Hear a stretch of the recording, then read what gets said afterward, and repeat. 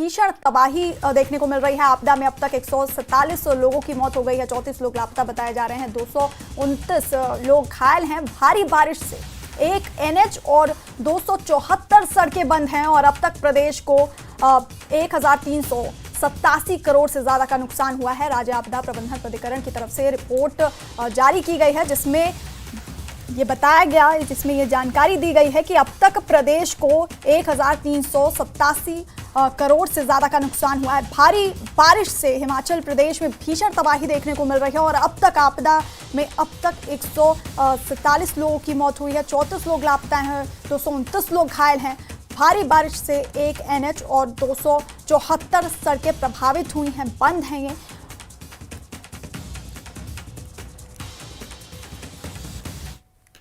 और शिमला में पेड़ गिरने से हादसा हो गया। रिवोली थिएटर के पास ये पेड़ गिरा, हादसे में एक व्यक्ति घायल हो गया। घायल व्यक्ति को आईजीएमसी में भर्ती कराया गया है, उसका इलाज जारी है आईजीएमसी।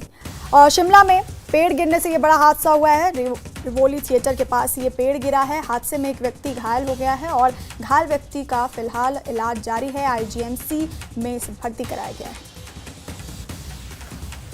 दुकान के ऊपर पेड़ गिरा है अभी जस्ट 5 मिनट पहले, तो बाकी देखते हैं मौके पे टीम पहुंची। तो जब ये पेड़ गिरा आप दुकान में थे?